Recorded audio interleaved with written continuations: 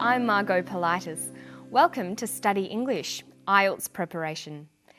In this series, we look at the skills you'll need to write formal academic English. And you'll have the chance to listen to people talking about topics you'll find at colleges and universities. In today's episode, we're going to hear someone talking about a new type of crime, electronic crime. Listen carefully to this police officer. Then we're going to look at word families and do some spelling. It is a new frontier, and there are old traditional forms of crime being committed electronically and via computers and the internet, but there are also new crime types emerging. Electronic crime really does cross over a whole range of different crime types. You can imagine stalking offences that may be facilitated via email, harassment, threatening emails, small-scale fraud offences, right up through to large-scale frauds committed via the internet. Okay, so let's have a closer look at that clip. We're going to focus on vocabulary building and word groups. But first, listen again to this sentence. See if you can hear the key word, the main subject of the sentence. It is a new frontier, and there are old traditional forms of crime being committed electronically and via computers and the internet.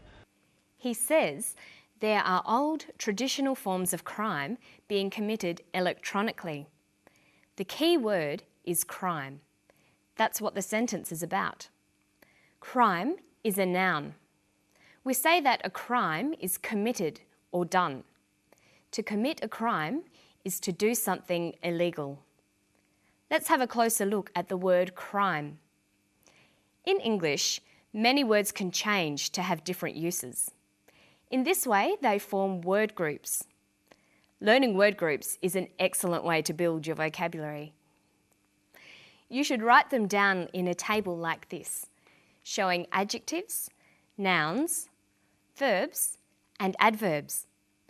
Of course, there are often at least two different sorts of nouns for things and nouns for people. Let's have a look at the crime word group. Crime is a noun. It's a thing. A criminal is a person who commits a crime. Criminal is also the adjective. We can describe something by using the word criminal before the noun. That was a criminal act. And we have the adverb criminally. To behave criminally is to behave in an illegal way. There's no verb from crime. We have to use the phrase to commit a crime. Okay, we'll come back to our table a bit later. Right now, listen to what sort of crimes are being committed these days and listen for an ly adverb. It is a new frontier, and there are old traditional forms of crime being committed electronically and via computers and the internet. He says there are old forms of crime being committed electronically. Electronically is an adverb. It means in an electronic way or using electronics. Electronics is the study of electricity and the things that use electricity. Listen to the way electronic is used here. It is a new frontier, and there are old traditional forms of crime being committed electronically and via computers and the internet, but there are also new crime types emerging. Electronic crime really does cross over a whole range of different crime types. Electronic crime really does cross over a whole range of different crime types. He uses the phrases electronic crime and committed electronically. Notice that electronic, the adjective, comes before the noun crime, but that the adverb electronically comes after the verb committed. Let's look at the table again. We have electronic, the adjective, electronically, the adverb, and electronics, the noun. You'll notice that not all words take all these different forms, but where they do exist, you'll be able to see patterns emerging. For example, look at the adverbs criminally and electronically. They both end in ly, ly. Okay, so we've looked at electronic and its word family. These days, electronic is often used to mean relating to computers or new technologies. It sometimes gets shortened to E. We have email, electronic mail, e-business, electronic business. So we could call these electronic crimes e-crimes, crimes committed using computers and the internet. But what sorts of e-crimes are being committed? Listen for the two main types of crimes that he mentions. Electronic crime really does cross over a whole range of different crime types. You can imagine stalking offences that may be facilitated via email, harassment, threatening emails, small-scale fraud offences, right up through to large-scale frauds committed via the internet. He mentions two main types of crimes: stalking offences and fraud offences. An offence is another word for a crime. Notice how you can build your vocabulary by looking at words on a theme. An offence is a crime, and offenders are criminals. But look at some other crime words. We've got robbery and robbers, burglary and burglars. And there are lots more. You should try to learn words in themes like this. See how many words you can find for different types of crimes and criminals. Okay, now let's have a quick look at some spelling. Spelling is very important in formal writing, but English spelling is very difficult. There aren't too many rules and most of them can be broken. Notice that many words can have doubled letters, but you can't tell by just listening to the words. In today's story, we've seen the words committed, electronically, different, cross, harassment, and offences. They have all got doubled letters. There aren't really any rules for spelling these words. You have to learn them all one by one. When you come across new words, try writing them down a few times and spelling them out loud. Notice in Australia and England, we spell doubled letters out by saying the word double before them. Double F, double S. But in the United States, they just say the letter twice. FF, SS. So you can choose either way, but you should learn to recognise both. Listen to this. Different. D-I-F-F-E-R-E-N-T. Different. Harassment. H-A-R-A-S-S-M-E-N-T. Harassment. And electronically. E-L-E-C-T-R-O-N-I-C-A-L-L-Y. Electronically.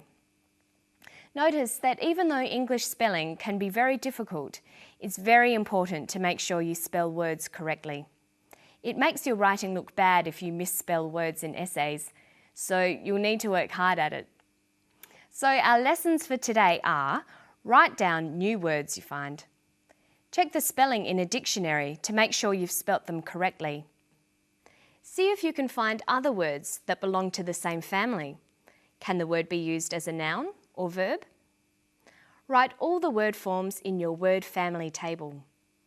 Don't forget that it's very useful to keep your words listed according to topics, like crime words, business words, or computer words. And that's all we've got time for today. I'll see you for the next episode of Study English. Bye-bye.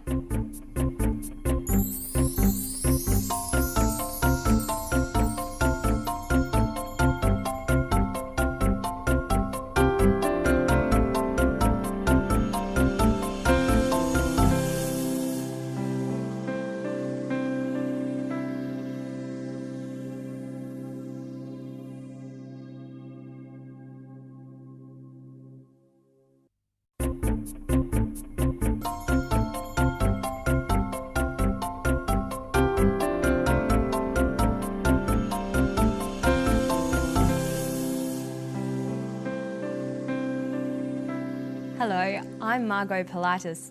Welcome to Study English IELTS Preparation. Today we're going to look at ways of discussing a topic. When you're writing or speaking, you can present facts or you can use your opinion. But how can you tell the difference? Today we'll find out. We're going to listen to a scientist talking about vitamin D and cancer. In this clip, see if you can hear both facts and opinions being used. I believe that the public health problem for vitamin D deficiency is quite significant. I would estimate minimum 25% of adults in the United States, Europe, and probably even in Australia are vitamin D deficient.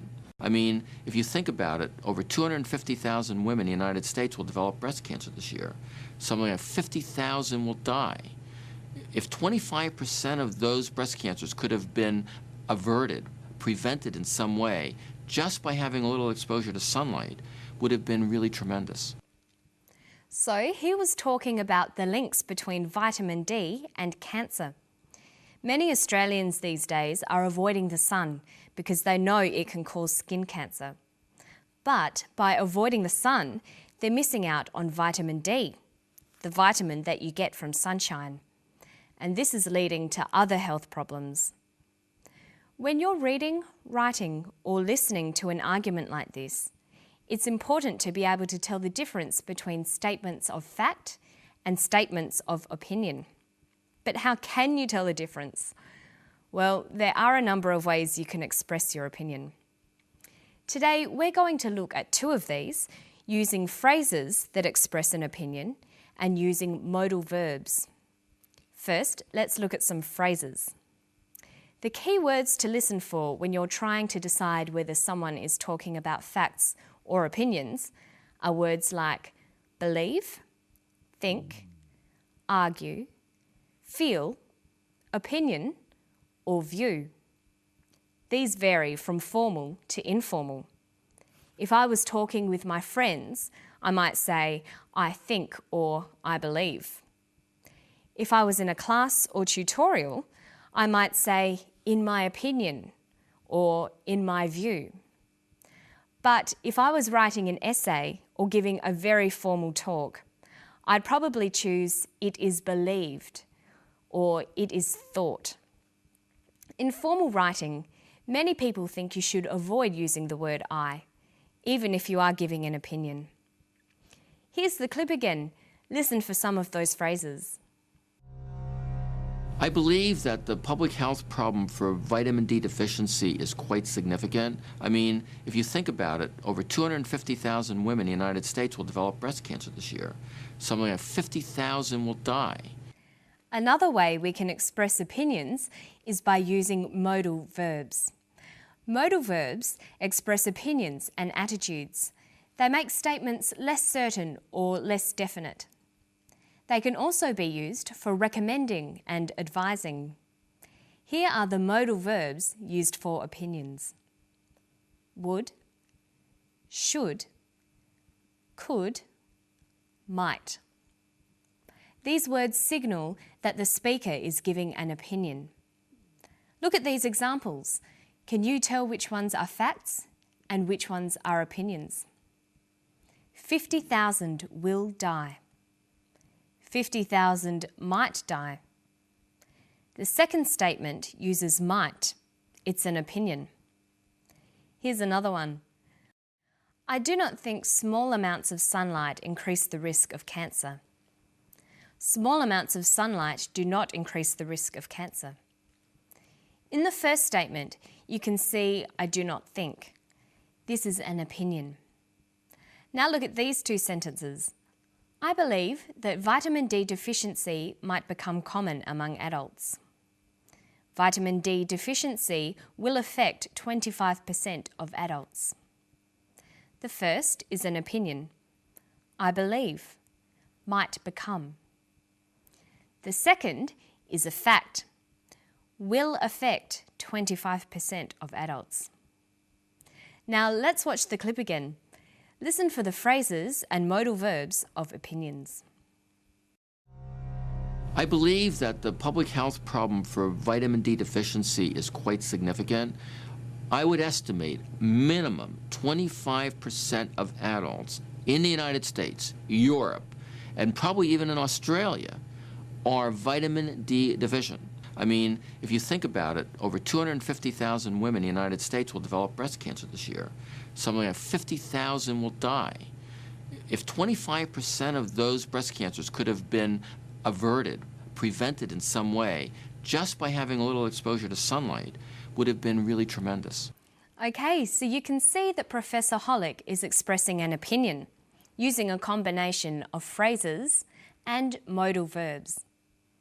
But now we're going to look at some pronunciation tips.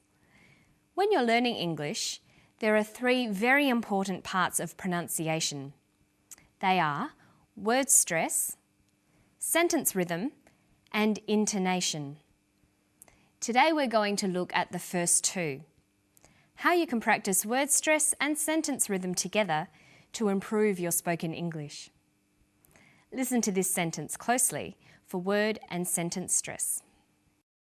I don't think we should blame moderate, intelligent exposure to sunlight throughout our lives as the culprit for markedly increasing our risk of developing skin cancer. Notice that the speaker uses many words with more than one syllable. That is common in formal academic language. But when you come across longer words, you have to learn which syllable to stress. For example, we say intelligent, increasing, and markedly. Notice that when you stress one syllable, the vowels in the other syllables are shortened. Sometimes these short syllables become a schwa, an sound, or an I. They're short, relaxed sounds.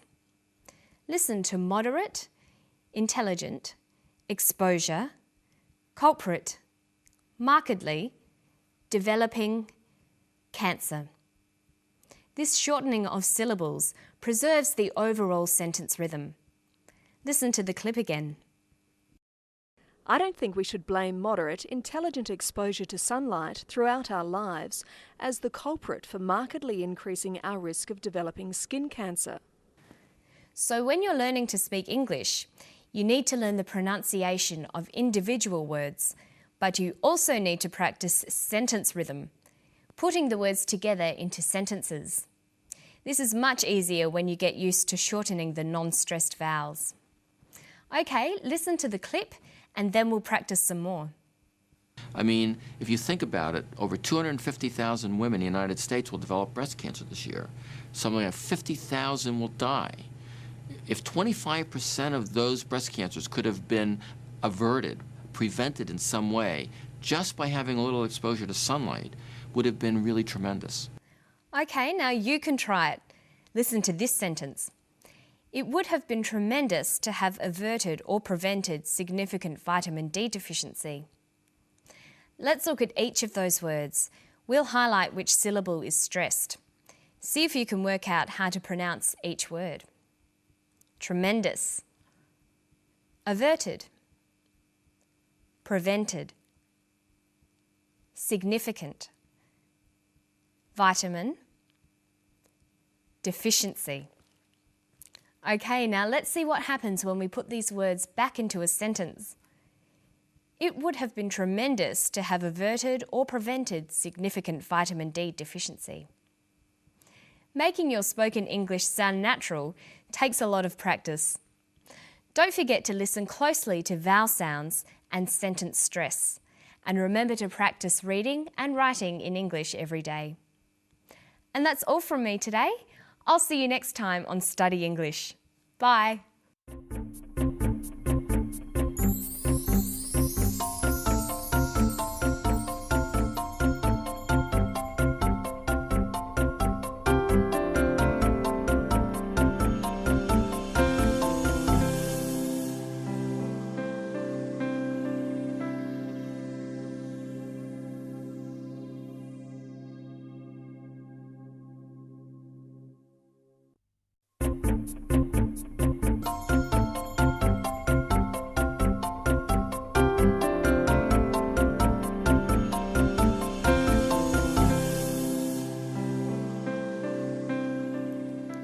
Hello, I'm Margot Politis.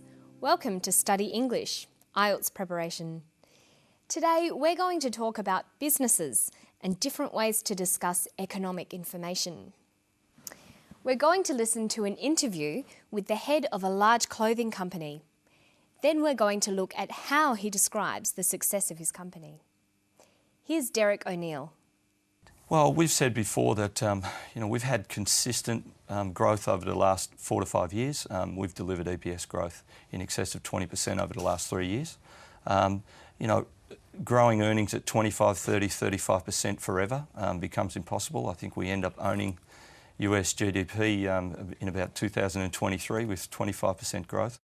We've registered that 15% is our plan, and we think that's a good target.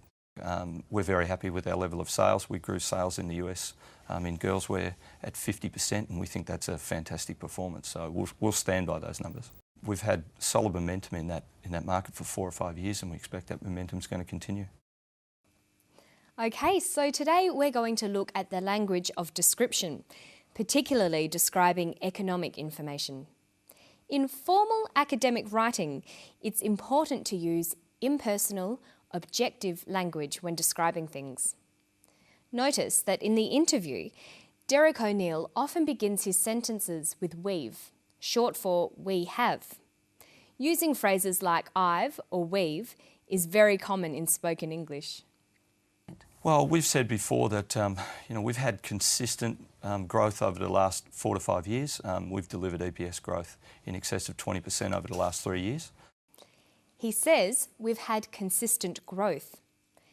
We've delivered growth in excess of 20%. We've had solid momentum in that market. How would you turn these sentences into more formal descriptions? Take the first sentence. We've had consistent growth. Generally, the first person forms of I and we are not used in more formal writing or when describing economic data. We'd use an objective form. There is, there are, there has been, or there will be. So we've had consistent growth becomes there has been consistent growth. Look at this one. We've delivered growth of 20%. That becomes there has been growth of 20%. Now listen to him again. We've had solid momentum in that market for 4 or 5 years, and we expect that momentum is going to continue. He said, we've had solid momentum. We expect that momentum is going to continue. We've had, we expect. How could you write that information in a formal way? We've had solid momentum. There has been solid momentum. We expect that momentum is going to continue. It is expected that momentum is going to continue. So looking for the use of the first person is a good way to tell whether someone is discussing information in a formal or informal way.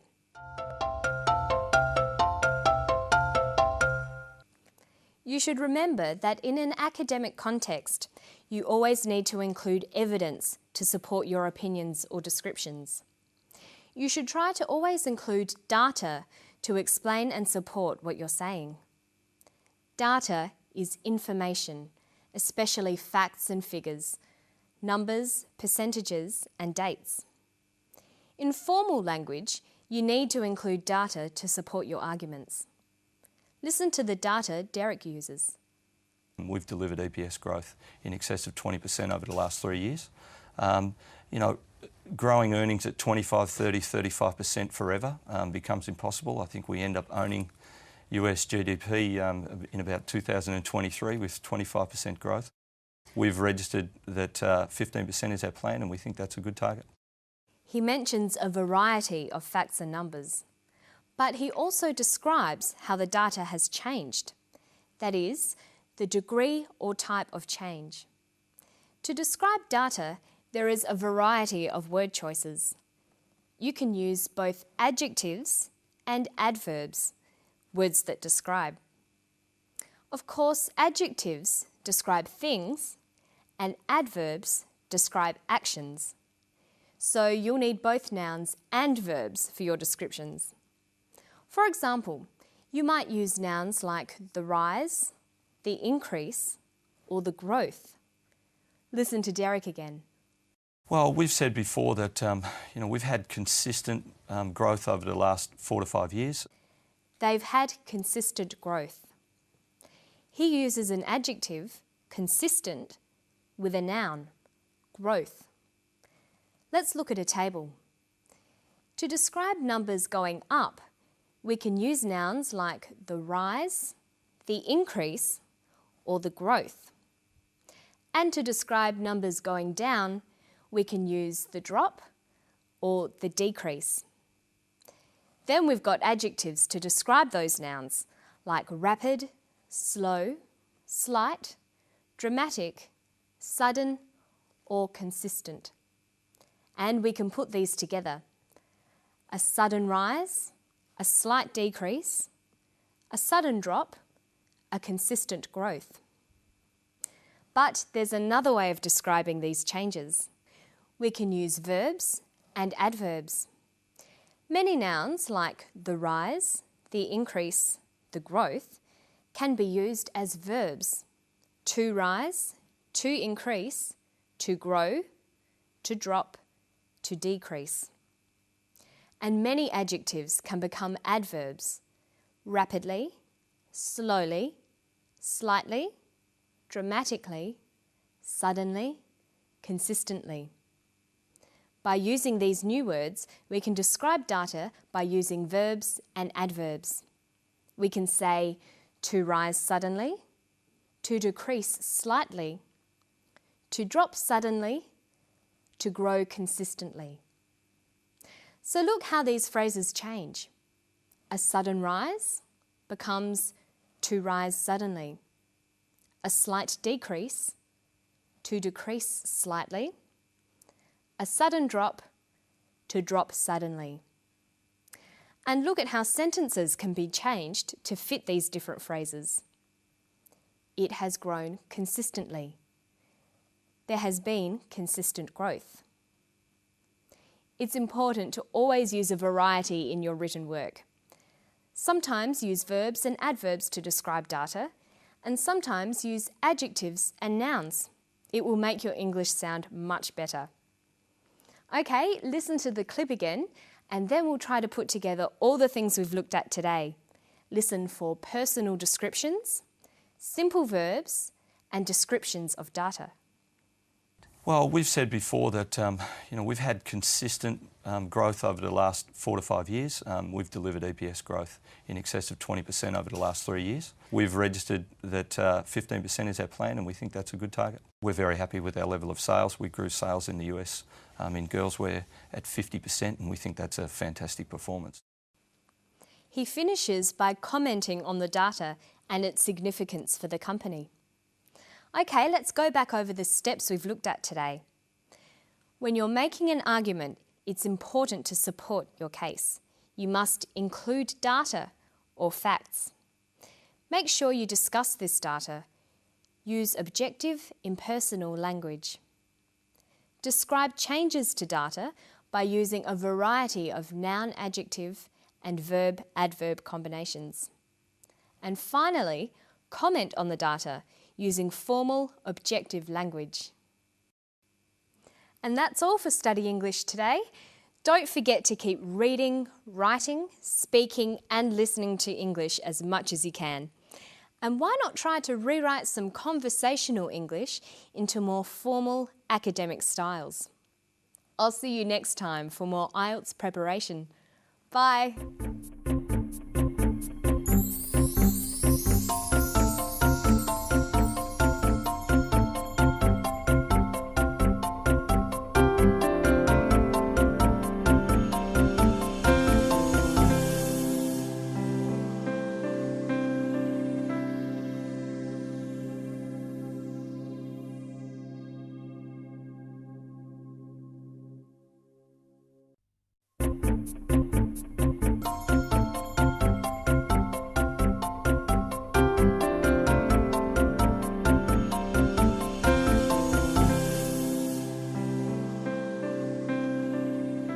Hello, I'm Margot Politis.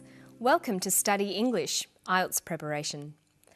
Today we're going to be making comparisons and looking at some tricky prepositions of time. But first, let's listen to an academic talking about the Australian economy and the Australian dollar. See if you can hear him use some comparative adjectives. It couldn't have come at a worse time in the sense that with business investment weakening and with the housing market, at least in activity terms, having turned, that's where the timing is unfortunate for us. The stronger the value of the Australian dollar and the longer it stays strong, the weaker our economic activity will be next year. I think growth in 2004 will be comparatively weak. My own prediction is that throughout the year, growth will be around about 2%. Being around the Reserve Bank's board table at this time, I think, would not be a comfortable place to be. The bank is probably in a bigger dilemma over what to do with interest rates, with monetary policy, than any time that I can remember. Dr. Ian Harper is discussing the value of the Australian dollar and the growth of the Australian economy, including interest rates. He describes all these factors by comparing information. Listen to him talk about the value of the dollar. The stronger the value of the Australian dollar and the longer it stays strong, the weaker our economic activity will be next year. The stronger the value of the dollar and the longer it stays strong, the weaker our economic activity. The adjectives used in the clip are strong, weak, and long. The Australian dollar is strong. It is stronger than it used to be. It has been strong for a long time. It is making economic activity weak. The longer it stays strong, the weaker the economic activity. Let's look at comparative adjectives a bit more closely. With single-syllable words, we add er. Strong, stronger. Long, longer. Weak, weaker. Big, bigger. But not all adjectives follow this simple pattern. Some are irregular. It couldn't have come at a worse time. It couldn't have come at a worse time. Worse. Worse comes from the adjective bad. Bad, worse. Irregular adjectives are often best learnt with the superlative or most form.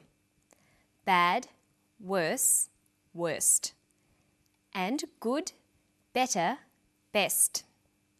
When comparing, there are two ways to do it. To say two things are the same, we use as. Growth is as slow as it was last year. When saying one thing is more than the other, we use the comparative form. We usually use the word than when comparing. Growth is slower than last year. The superlative form, the most or est form, is used with the word the. Growth is the slowest it's ever been. Notice that we usually use more and most with adjectives that have more than two syllables. So we have slow, slower, slowest, but beautiful, more beautiful, most beautiful. Okay, now we're going to look at some prepositions of time. Listen for one in this clip. I think growth in 2004 will be comparatively weak. He says in 2004. In is a preposition of time. The prepositions of time are at, on, and in. Let's look at how they're all used. At is used for times.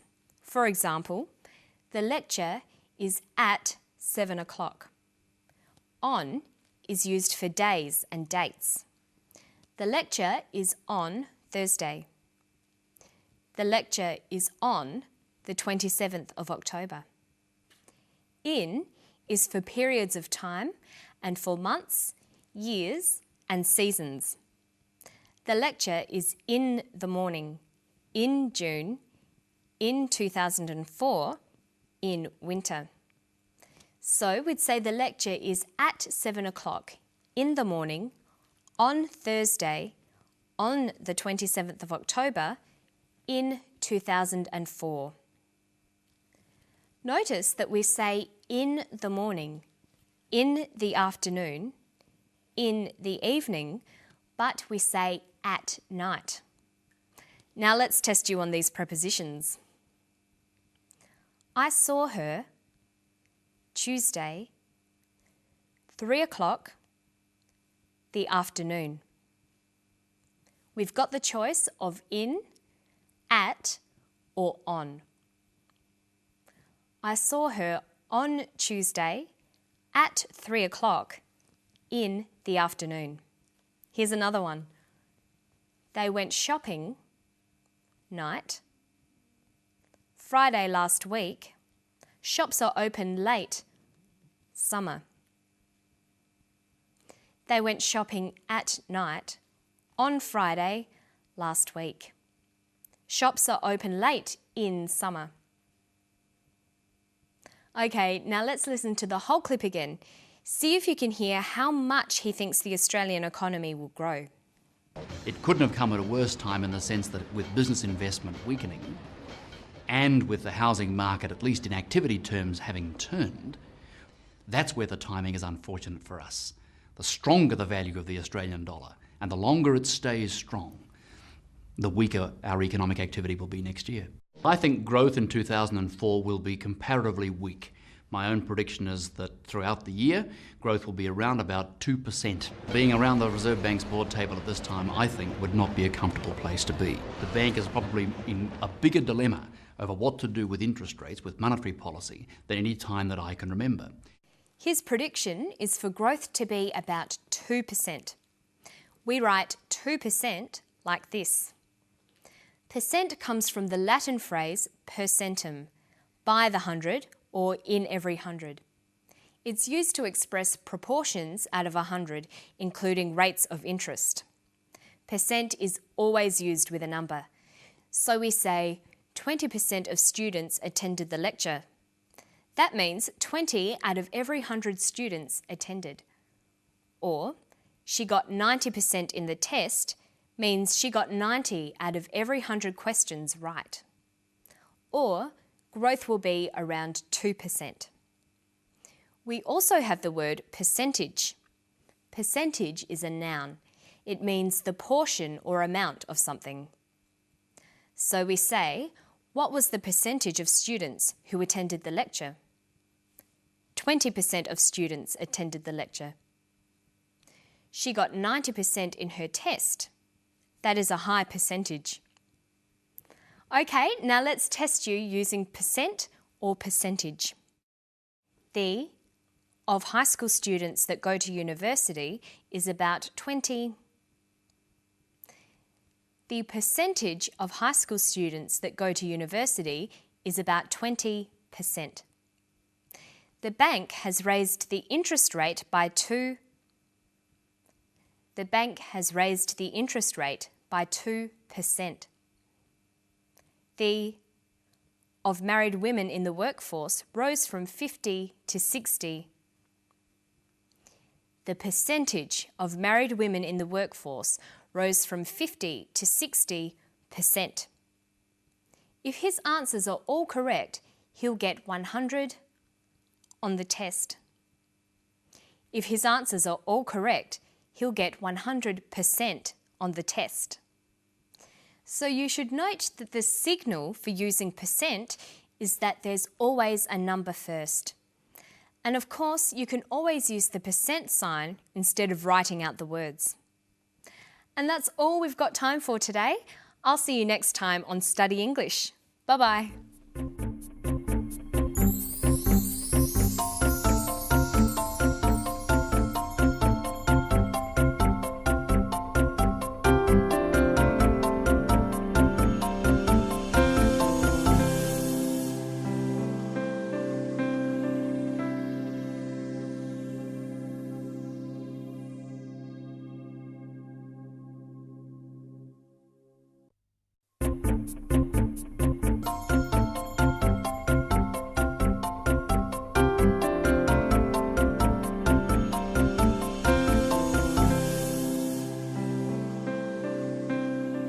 Hello, I'm Margot Politis.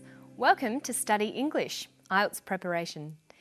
Today we're going to look at a topic you've probably heard a lot about: global warming and the environment. First, we're going to look at ways of brainstorming, taking notes and developing ideas. Watch while we play some vision that contains ideas about the causes and effects of global warming. While you watch, try to note down some of your ideas about what global warming is.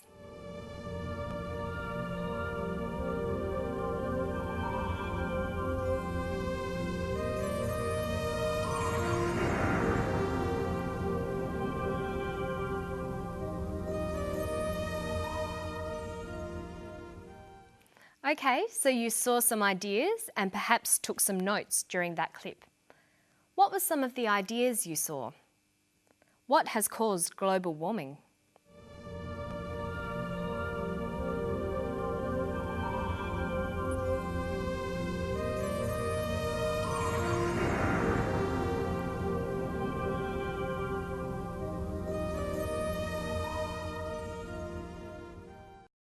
We saw gases in the air, cars, factory waste, and people cutting trees down. So if you made those notes, you'd get an idea that these were the things causing global warming. Now let's listen to someone talk about the causes. Heat-trapping gases are building up in the atmosphere. Heat-trapping gases are building up in the atmosphere. What else? So what is global warming? It's the result of billions of decisions. It's caused by decisions made by individuals, like driving big cars rather than small cars. And it's caused by decisions made by corporations and nations, like dumping waste into the atmosphere. Global warming is caused by people using big cars and people dumping waste into the atmosphere. Okay, so you've looked at the vision and listened to the speaker, and you've made notes about some of the causes of global warming. Now, let's look for some of the effects.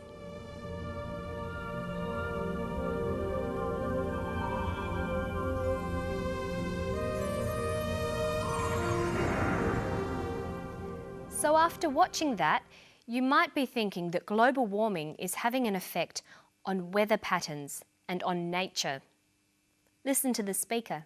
Nature is already responding to global warming. There have been changes in global weather patterns. Trees are flowering earlier, birds are laying eggs earlier, butterflies are moving up hills. So there have been weather changes, and changes to the ways trees, birds and butterflies behave. So we have a list of causes and a list of effects. You might have identified those things from a text you've read or from listening to someone speak. This is how you can take notes. Once you've got your notes, you need to be able to link those causes and effects in sentences. Let's look at a couple of different ways. The first and most basic way is just making a sequence of statements. This can sometimes be a powerful way of making a connection between things. Listen. Heat-trapping gases are building up in the atmosphere. Trees are flowering earlier, birds are laying eggs earlier, and butterflies are moving up hills. From the sequence of information, we realise that birds are laying their eggs earlier because gases are making the earth warmer. So a simple list of statements can show a cause and effect relationship. But there are other ways too. You can use the language of cause and effect. We can say, X causes Y. Driving cars causes air pollution. There are many other word choices as well. Driving cars leads to air pollution. Driving cars results in air pollution. Notice you can also turn the sentence around. Air pollution is caused by driving cars. Air pollution is the result of driving cars. Air pollution is due to driving cars. Listen to an example here. There have been changes in global weather patterns. Trees are flowering earlier, birds are laying eggs earlier, butterflies are moving up hills. So what is global warming? It's the result of billions of decisions. He's talking about global warming. Global warming is the result of billions of decisions. Global warming is due to billions of decisions. And remember, we can turn the sentence around and change the phrase. Billions of decisions cause global warming. Billions of decisions result in global warming. Billions of decisions lead to global warming. When you're writing about causes and effects, make sure you use a variety of these kinds of phrases. There are many to choose from, and you should make lists of cause and effect language and the kinds of vocabulary you can use to describe cause and effect relationships. Now listen to another clip. Trees are flowering earlier. Birds are laying eggs earlier. Butterflies are moving up hills. So what is global warming? It's the result of billions of decisions. When you're writing up your notes using cause and effect language, you'll need to be able to follow or track the subject of the text. Let's look at that now. What is global warming? It is the result of billions of decisions. The word "it" here is called a referent. We use referents to identify and track subjects through a conversation or a piece of writing. If you repeat the subject too many times, your work will sound boring. Listen to this. The woman came into the room. The woman sat down. The woman drank her tea. Look at how we use reference. The woman came into the room. She sat down. She drank her tea. When you are reading, you'll need to be able to understand reference and follow the subject through the text. Other referents are this, that, these, those. Here's the clip again. Listen to the way the referents are used. What is global warming? It's the result of billions of decisions. The word "it" here refers to global warming. What is global warming? Global warming is the result of billions of decisions. And here's another referent. What is global warming? It's the result of billions of decisions. You can't manage that at the scale of the individual. He says you can't manage that at the scale of the individual. He means you can't manage global warming at the scale of the individual. But notice how the subject changes. What is global warming? It's the result of billions of decisions. You can't manage that at the scale of the individual. Managing the atmosphere has to take place at a global level. That's why it needs international agreements.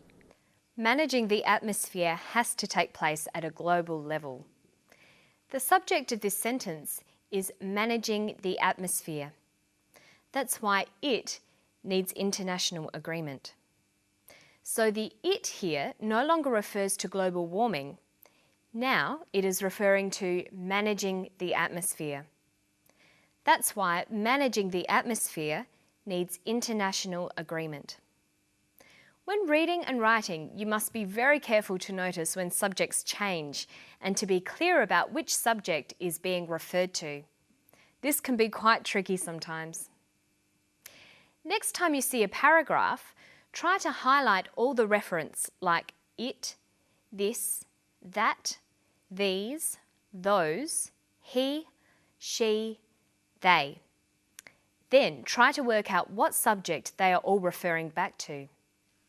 It's a great exercise and it will help your reading, writing and speaking skills. And that's all for today. Hope you keep enjoying your English studies and study English. I'll see you next time.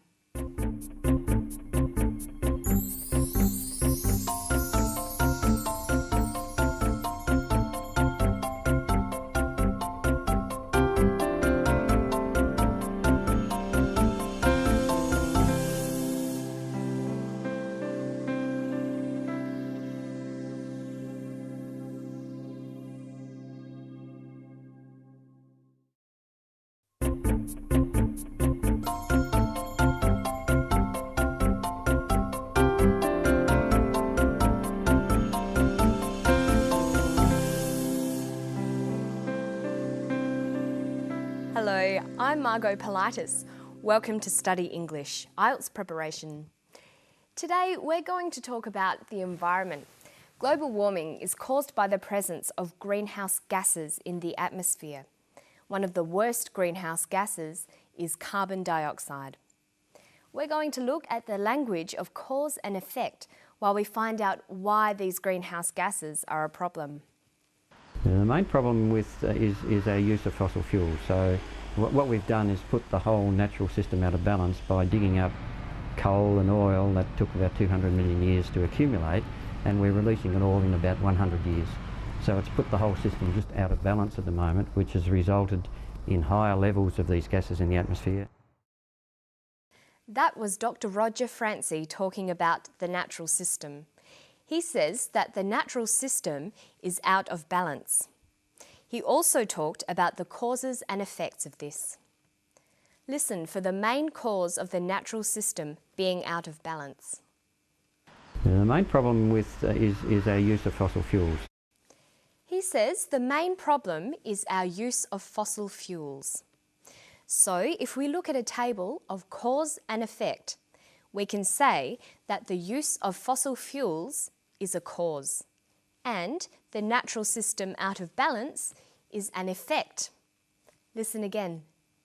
The main problem is our use of fossil fuels. So what we've done is put the whole natural system out of balance by digging up coal and oil that took about 200 million years to accumulate, and we're releasing it all in about 100 years.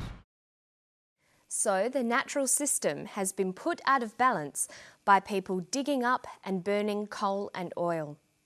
This releases gases into the atmosphere. Coal and oil are fossil fuels.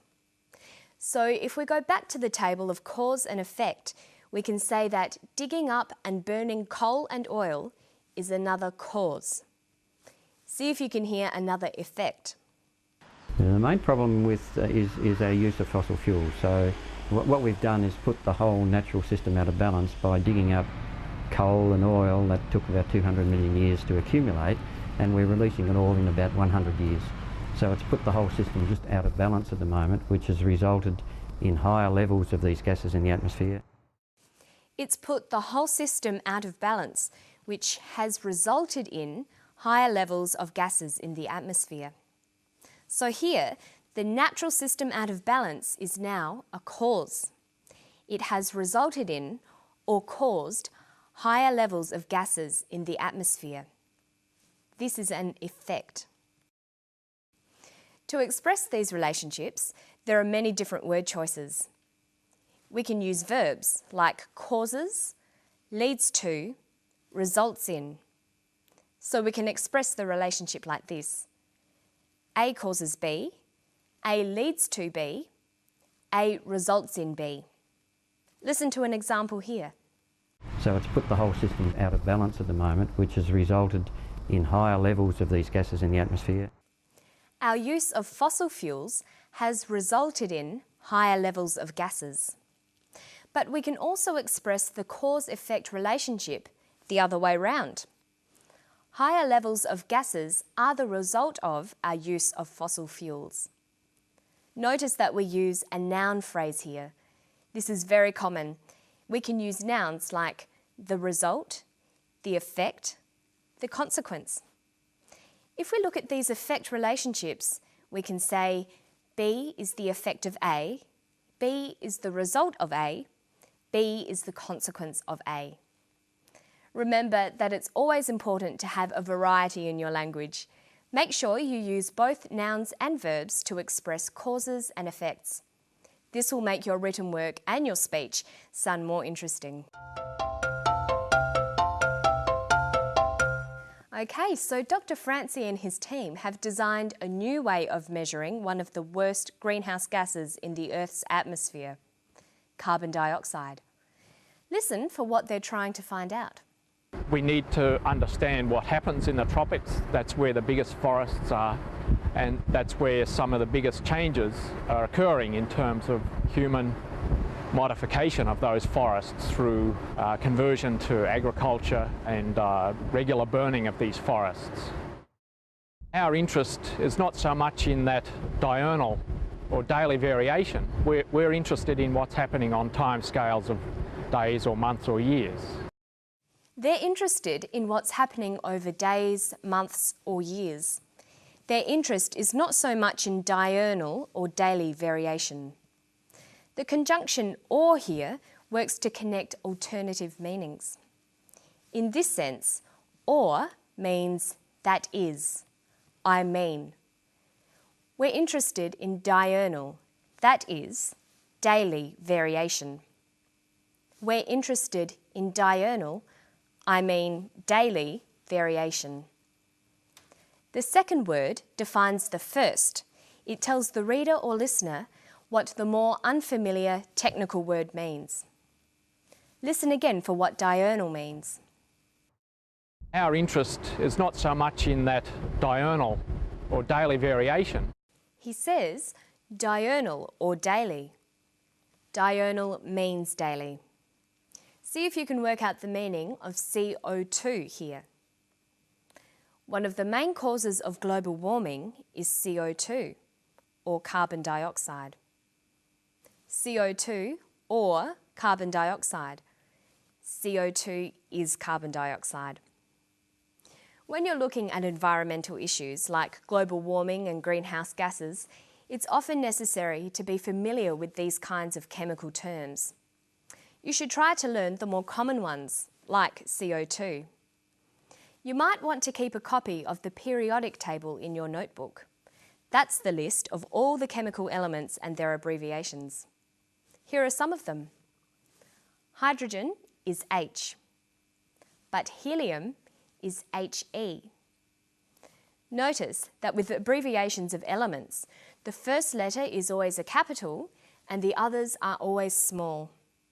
See if you can guess these ones. Oxygen, that's O, and carbon is C. But they're not always that easy.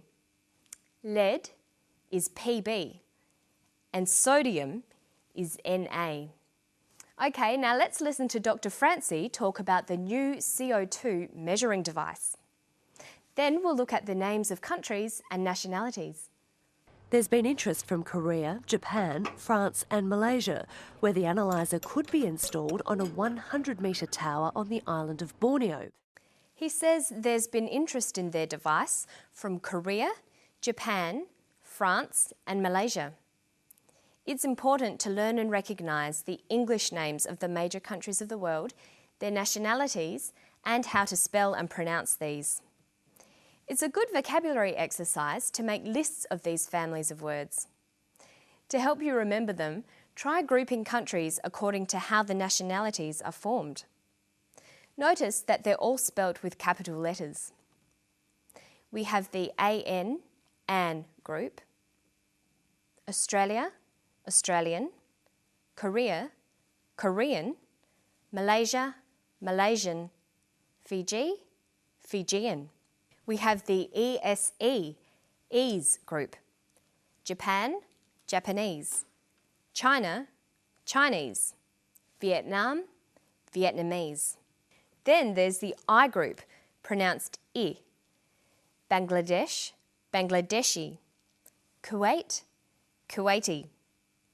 And some nationalities are formed in an irregular way. France, French, New Zealand, New Zealander, Philippines, Filipino. And watch the change in spelling with that one. Why don't you start your own list of English names for countries and their people? Some countries also take separate adjectives that you can learn along with them. And that's all for Study English today. I'll see you next time. Bye-bye.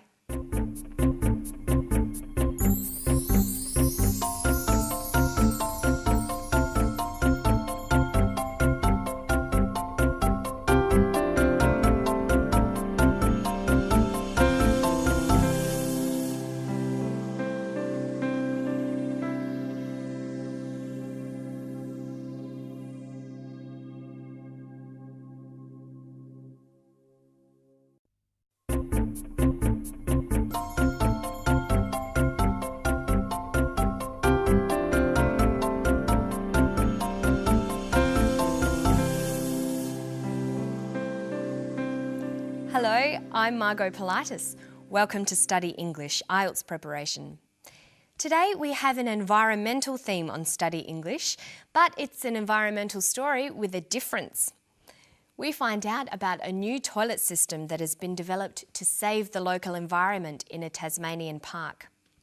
We're going to be looking at how to talk about processes, so listen carefully to David Holman talk about his new environmentally friendly toilet. The liquid waste comes from the toilet behind me. There's a containment vessel for the solids. From the bottom of the solids you drain off the liquid and it comes down here, down this pipe. Okay, the pipe tips into this tipping bucket arrangement, and what this does is it fills up to a point and then it suddenly tips, and that will measure each time it tips, so we can calculate the amount of liquid effluent that's gone in. As that fills up, you can see the cowling material here will come in contact with the effluent. The air is drawn in through these holes and will actually direct the air in onto the surface of the water, through the wick and out through the top. Okay, so David was talking about how his toilet, the EnviroLoo, works. He was describing a process. Today we're going to look at the type of language you'll need to describe processes. We'll listen to David again. This time, listen out for the types of verbs he uses. The liquid waste comes from the toilet behind me. There's a containment vessel for the solids. From the bottom of the solids you drain off the liquid and it comes down here, down this pipe. Okay, the pipe tips into this tipping bucket arrangement, and what this does is it fills up to a point and then it suddenly tips, and that will measure each time it tips, so we can calculate the amount of liquid effluent that's gone in. David uses a variety of verbs and tenses, but mostly he uses the simple present tense. The simple present is often used to describe processes and procedures. Let's look at some examples. The liquid waste comes from the toilet behind me. Okay, the pipe tips into this tipping bucket arrangement, and what this does is it fills up to a point and then it suddenly tips. There's also another, more formal way of describing processes. That's using the passive voice. In formal academic writing, it's common to use the passive voice for actions in a process or procedure. When you use the passive voice, your writing becomes impersonal and distant. This is more formal and is often more suitable in an academic setting. Listen for a passive verb here. As that fills up, you can see the cowling material here will come in contact with the effluent. The air is drawn in through these holes. He says, is drawn in. The air is drawn in. Notice there is no subject, no person or thing doing the action. It is just done. This is called the passive voice. This highlights the process or action rather than the person or thing doing the action. The passive is used when the important thing is not who did the action, but the action itself. This is true when you are describing processes. The process is the same no matter who is doing it, so we choose the passive voice. Let's look a bit more closely at how the passive is formed. Passive verbs are formed by using the verb to be plus the past participle of the verb. Let's look at the verb draw in, to bring something in. The past participle is drawn. This is an irregular past participle. So the passive form is to be drawn in. The different forms of the passive vary according to the action and when the action happened. Okay, so in formal writing, we use the passive form for processes. But David doesn't always use the passive because he's having a conversation with someone. Let's look at one of David's more informal sentences and see how we could change it into a more formal description. There's a containment vessel for the solids. From the bottom of the solids you drain off the liquid. He says, from the bottom of the solids you drain off the liquid. Let's look at the main part of that sentence. You drain off the liquid. The verb is drain off. In a passive sentence, we'd say is drained off. The past participle with the present tense form of to be. To form the passive, we also need to change the sentence around. Most English sentences use the active form. That's subject, verb, object. But in the passive, sentences begin with the object of the verb. Object, verb, subject. In this sentence, we know that drain off is the verb, you is the subject, and the liquid is the object. So, to form a passive sentence, we'll need to turn the sentence around into object, verb, subject. Notice that we add the word by. The liquid is drained off by you. But in a process, we don't need to include the agent of the verb, so it usually gets left out.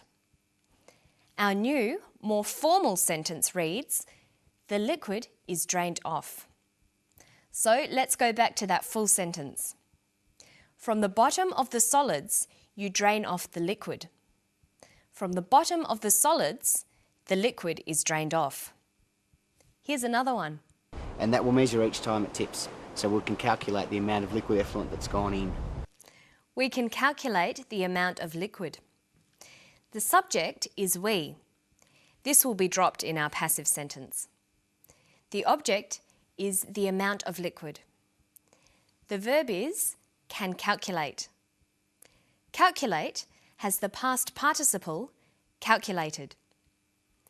When there are auxiliary verbs like can, we use the infinitive form of the verb to be. So the full verb phrase can calculate becomes can be calculated. Remember that a passive sentence starts with the object, then the verb. So we can calculate the amount of liquid becomes the amount of liquid can be calculated. Okay, let's finish today by testing you on the passive. Listen to the steps in a simple process. This is how you make a cup of coffee. It's in a conversational style. You fill the kettle with water. You turn on the kettle. You boil the kettle. You pour the hot water into a mug. You add some sugar. Then you can drink it. Okay, let's start at the beginning. You fill the kettle with water. What's the verb? Fill. The subject? You. The object? The kettle. The passive verb is filled. The new sentence is, the kettle is filled with water. See if you can do the next one. You turn on the kettle. The verb is turn on. The subject is you. The object is the kettle. The kettle is turned on. You boil the water. The water is boiled. You pour the hot water into a mug.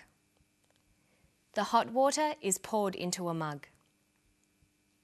You add some sugar. Some sugar is added. Then you can drink it. Then it can be drunk. But we'd usually say, then it's ready to be drunk. So let's go through that again. The kettle is filled with water. The kettle is turned on. The water is boiled. The hot water is poured into a mug. Some sugar is added. Then it's ready to be drunk. And I think I'll go and make a cup of coffee right now. Don't forget to practice these active and passive sentences. And I'll see you next time for Study English. Bye.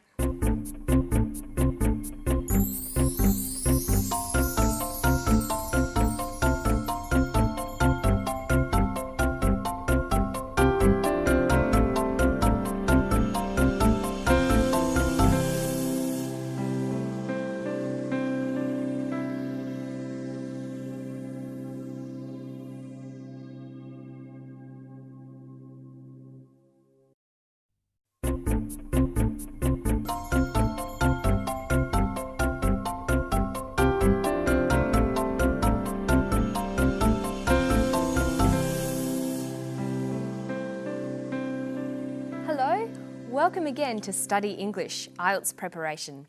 I'm Margot Pilatus.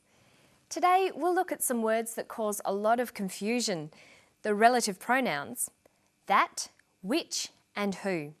And then we'll do some pronunciation practice. But first, let's listen to some people talk about a very dangerous tourist attraction from Australia's Northern Territory. People have always been fascinated with death. Most of the mysteries that you see on television, the films that you see, involve murder of one kind or another. Crocodiles are one of the last remaining dinosaurs, and the idea of a crocodile coming out of the water and grabbing somebody is absolutely riveting. I read about the death of the German tourist who was taken by a crocodile. It didn't put me off coming to the Northern Territory. Quite the opposite. In fact, I think the Northern Territory is famous for its crocodiles and probably quite famous for its crocodile attacks. And that tourists who come here would like to be or feel as though they were involved in that danger. Tourists want to have a story to take home. And if they can say that they were in the Northern Territory where the German tourist was taken by the croc, then it adds to their own adventure. So he thinks people may actually be attracted to the Northern Territory because of the dangerous crocodiles. But now we're going to leave the crocodiles and talk about something else that can be dangerous. The relative pronouns who, which and that. Listen for some relative pronouns here. People have always been fascinated with death. Most of the mysteries that you see on TV, the films that you see, involve murder of one kind or another. I read about the death of the German tourist who was taken by a crocodile. Most of the mysteries that you see on TV involve murders. I read about the death of the tourist who was taken by a crocodile. Relative pronouns are used to introduce relative clauses.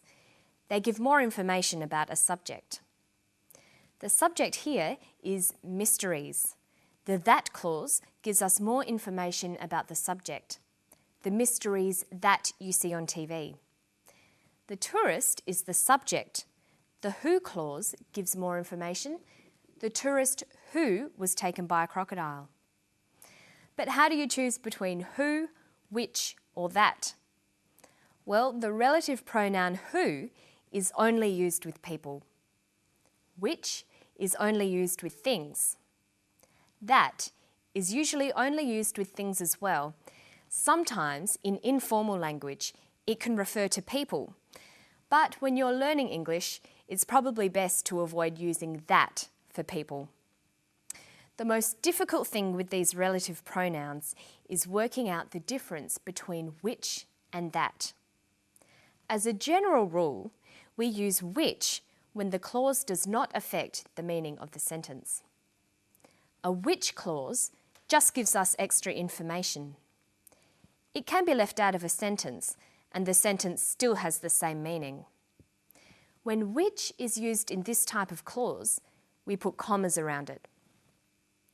The hat, comma, which is on the bed, comma, is new. Here, the clause which is on the bed just gives us additional information. We can take it out and the sentence still makes sense.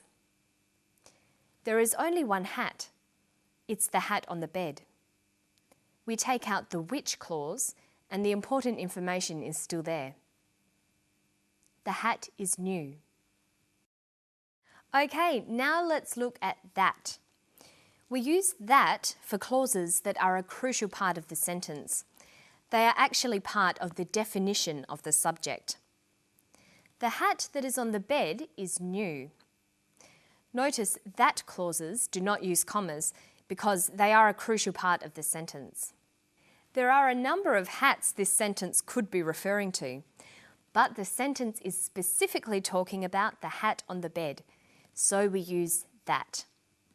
The that clause cannot be taken out of this sentence. The hat is new. It doesn't make sense here because it doesn't tell us which hat is being discussed.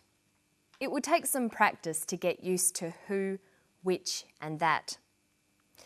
To sum up, we use that to define the subject. We use which in a clause with commas to add extra information. You will notice which often being used in place of that, especially in spoken language.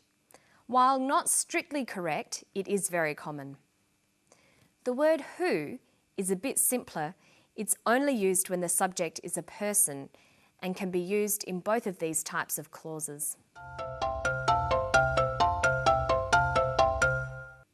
Okay, now we're going to do some pronunciation practice. Students learning English often complain that native speakers speak too fast. Well, it's true. English speakers do run their words together, so it's often very difficult to hear when one word ends and another begins.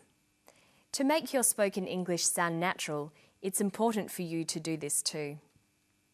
You need to learn to link words ending in a final consonant sound to words with an initial vowel sound. Let's look at some words linked with of. People have always been fascinated with death. Most of the mysteries that you see on television, the films that you see, involve murder of one kind or another. Crocodiles are one of the last remaining dinosaurs, and the idea of a crocodile coming out of the water and grabbing somebody is absolutely riveting. I read about the death of the German tourist who was taken by a crocodile. It didn't put me off coming to the Northern Territory. It's quite the opposite. He uses the phrases most of, one of, out of, death of. But in sentences, these phrases will usually become linked together. Most of, most of. One of, one of. Out of, out of. Death of, death of. Notice that of in these phrases is unstressed. Practice these ones. Many of, many of. Most of, most of. One of, one of. Several of, several of.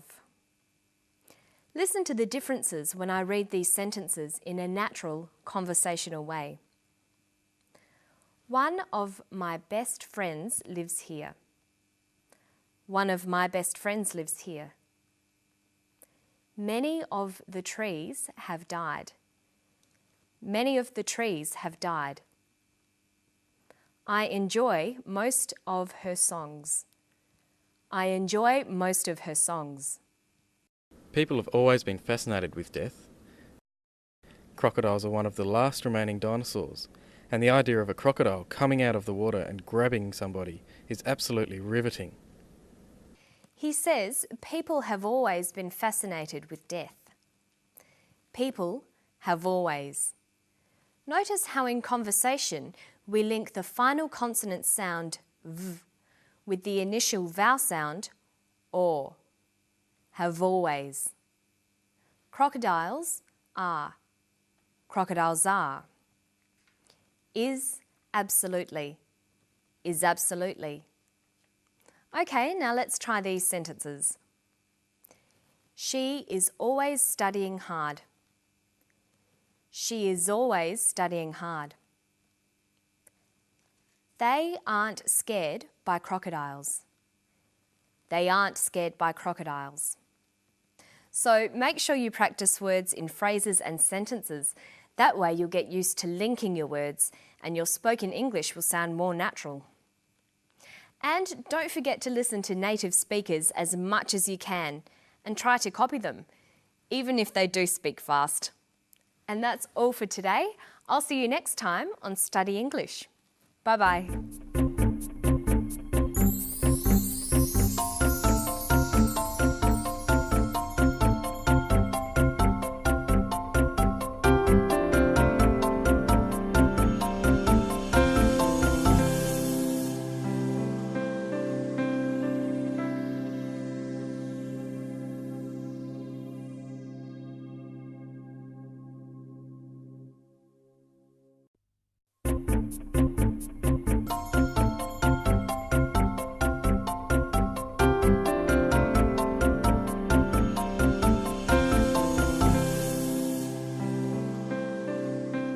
Hello, I'm Margot Politis. Welcome to Study English IELTS Preparation.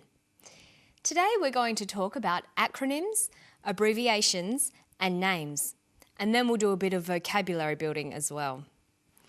The boy in today's episode is about to have a test to see whether he has attention deficit hyperactivity disorder, or ADHD. While you're watching, listen for some other abbreviations. How do you know if your child does have ADHD? An EEG brain scan helps answer that, say the Swinburne researchers. Jacques Duff is a psychologist and one of Richard's PhD students. A computer program will compare Xavier's brain scan with a database of scans of ADHD sufferers. If he does have the condition, the ADHD diagnosis will be automatically triggered. Xavier was having a test to see if he has ADHD. ADHD is an abbreviation. An abbreviation is the short form of a phrase or a word. We often abbreviate phrases using the first letter of each word. Notice that you use capital letters for these types of abbreviations. ADHD stands for Attention Deficit Hyperactivity Disorder. ADHD is much quicker and easier to say and to write. You might recognise some of these common abbreviations. UFO stands for Unidentified Flying Object. ASAP means as soon as possible. Other common abbreviations are PC for personal computer, TV for television, and CD-ROM. That's a compact disc with a read-only memory. Notice that each letter in the abbreviation is pronounced separately, but the last letter is pronounced more strongly because it carries the primary stress. So we say USA, ASAP, ABC, and TV. Listen for another abbreviation here. Jacques Duff is a psychologist and one of Richard's PhD students. Jacques Duff is one of Richard's PhD students. PhD stands for Doctor of Philosophy. Another abbreviation you'll recognise is IELTS. IELTS stands for International English Language Testing System. This form of abbreviation is called an acronym. With an acronym, we don't pronounce the individual letters, we pronounce it as a word. So we say IELTS, not IELTS. Some other examples of acronyms are AIDS, that's Acquired Immune Deficiency Syndrome, and RAM, Random Access Memory. Another example is ASEAN. That stands for the Association of Southeast Asian Nations. There's one more common shortening in today's story. Listen for whether it's an abbreviation or an acronym. An EEG brain scan helps answer that, say the Swinburne researchers. He says an EEG. That's an abbreviation. We don't pronounce it EEG, we say EEG. EEG stands for electroencephalograph. That's a type of brain scan, but you can see why we shorten it to EEG. Notice that in formal academic writing, it's necessary to write out an abbreviation in full the first time you use it. So, if you wanted to write about an EEG, you'd write it out in full the first time and place the abbreviation in brackets, like this. An electroencephalograph, bracket, EEG, bracket, can help treat patients. After that in your paper, you can just use the abbreviation on its own.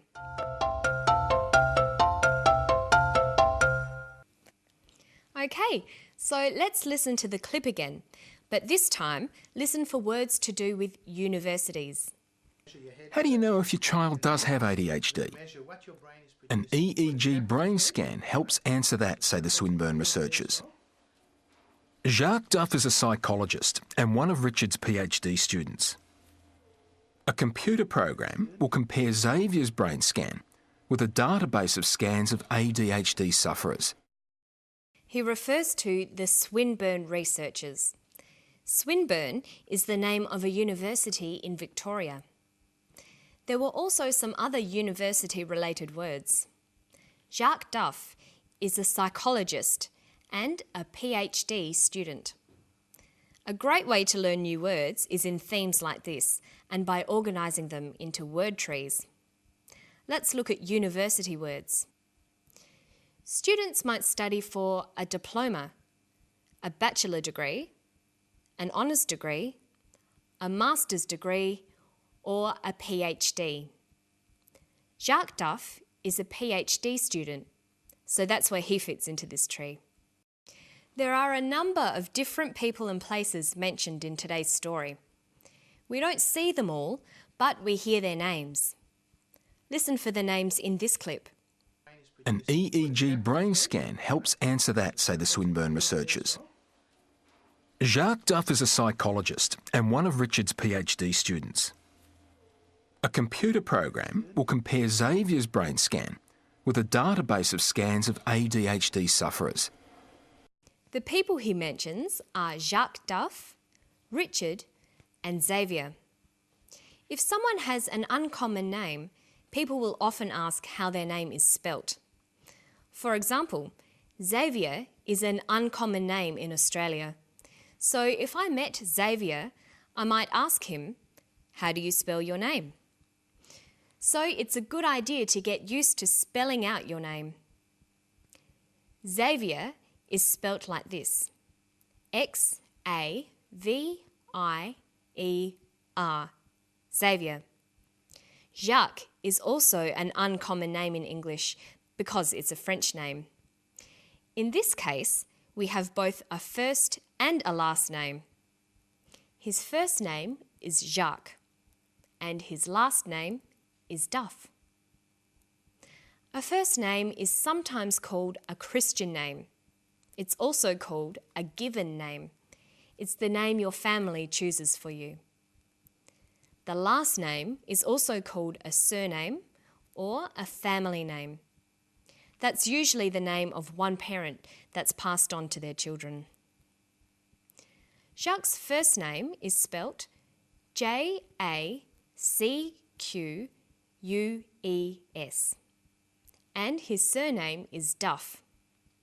Notice that if you ask someone in Australia to spell out the name Duff, they would say D-U-F-F. But in North America, people would spell it like this: D-U-F-F. They don't use the word double. They say the letter twice instead.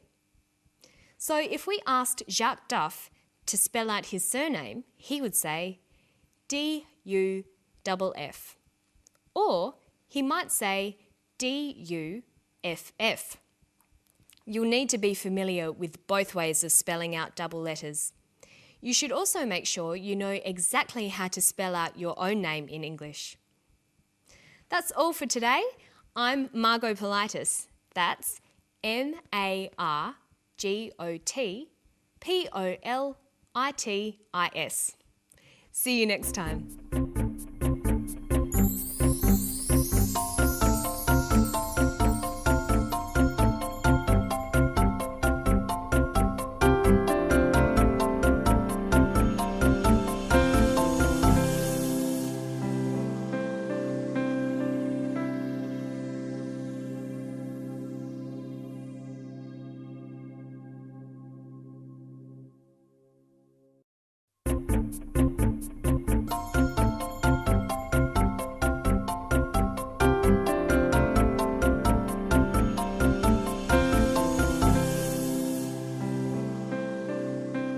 Hello, I'm Margot Politis.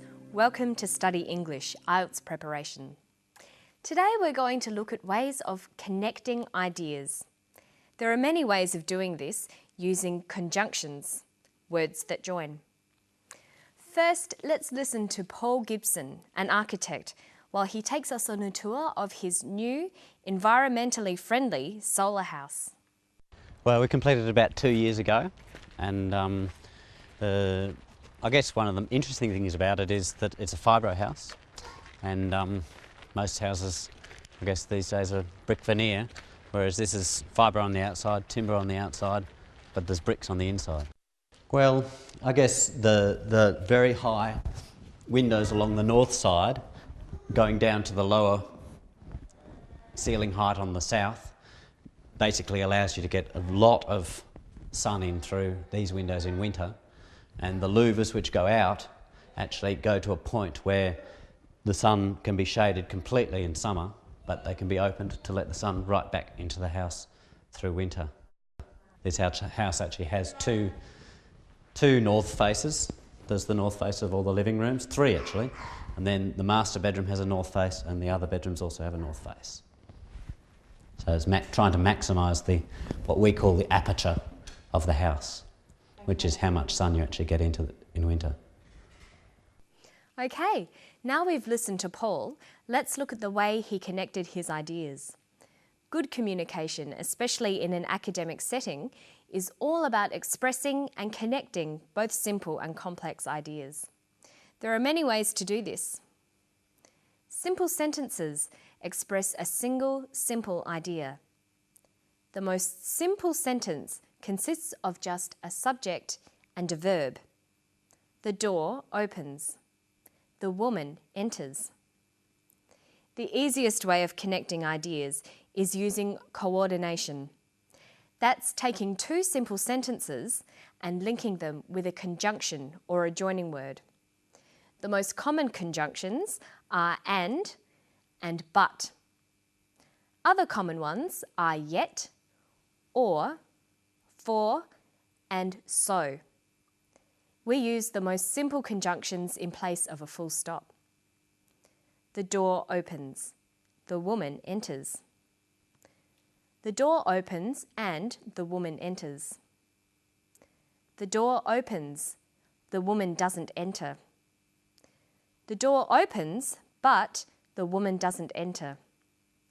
Listen to an example here. Well, we completed it about 2 years ago, and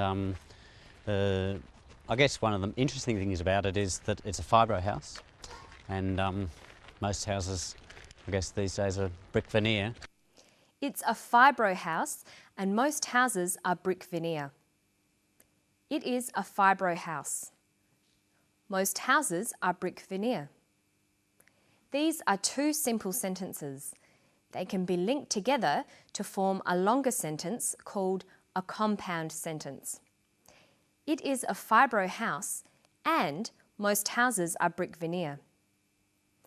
Compound sentences have 2 independent clauses, 2 clauses that can be separate sentences. Here's another one. Ceiling height on the south basically allows you to get a lot of sun in through these windows in winter, and the louvers which go out actually go to a point where the sun can be shaded completely in summer, but they can be opened to let the sun right back into the house through winter. He's talking about the louvers. He joins together 2 sentences. The louvers go to a point where the sun can be shaded completely in summer. They can be opened to let the sun back in through winter. He joins these sentences together using but. Notice we use a comma as well. The louvers go to a point where the sun can be shaded completely in summer, comma, but they can be opened to let the sun back in through winter. The conjunctions and but can also be used to join words and phrases in lists. We separate words with commas and then use a final and. The house is made of fibro. The house is made of fibro and timber. The house is made of fibro, timber and bricks. Listen to this example. Most houses, I guess these days, are brick veneer, whereas this is fibre on the outside, timber on the outside, but there's bricks on the inside. He forms one compound sentence from simple sentences. The house is fibro on the outside. It is timber on the outside. It is bricks on the inside. Notice that and is used to list similar things, but is used to contrast different items in a list. So we could also say the house is fibro and timber on the outside, but bricks on the inside. Okay, so that's an introduction to coordination. Remember, coordination is linking independent clauses with conjunctions. This forms compound sentences.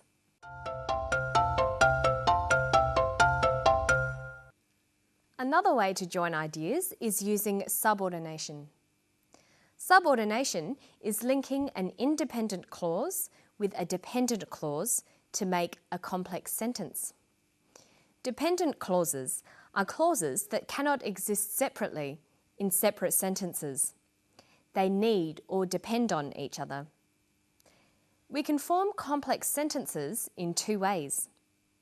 We can use relative pronouns, who, whose, which, where, or we can use conjunctions like because or whereas.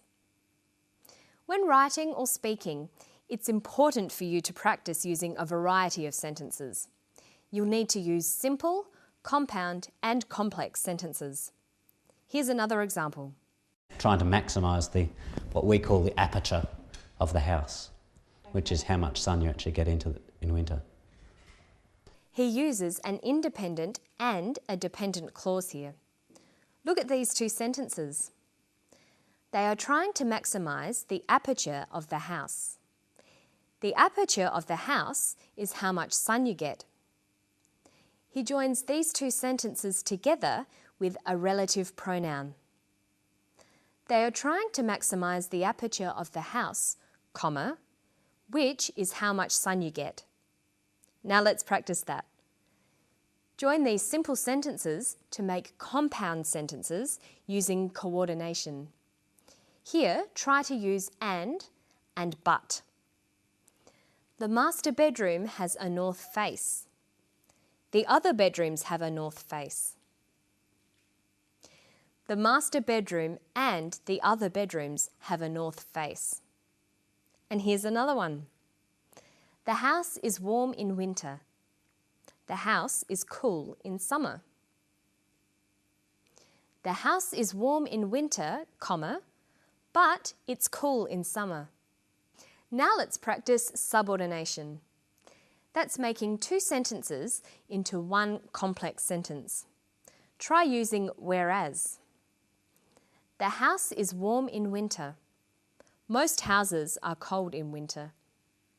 This can become, the house is warm in winter, comma, whereas most houses are cold in winter. And here's another one. Here, try to link the sentences using which. The house is made of fibro. Fibro is a cheap building material. The house is made of fibro, which is a cheap building material. You'll need to practice forming simple, compound and complex sentences. There are many ways to do it and many different ways of punctuating. This is very important for your written work. And that's all for today. I'll see you next time on Study English. Bye-bye.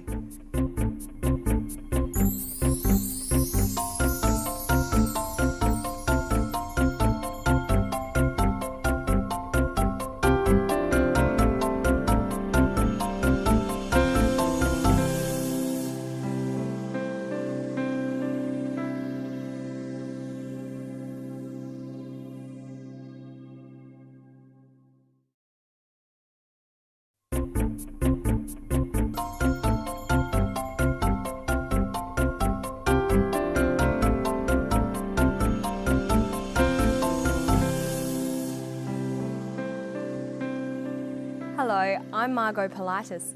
Welcome to Study English IELTS Preparation.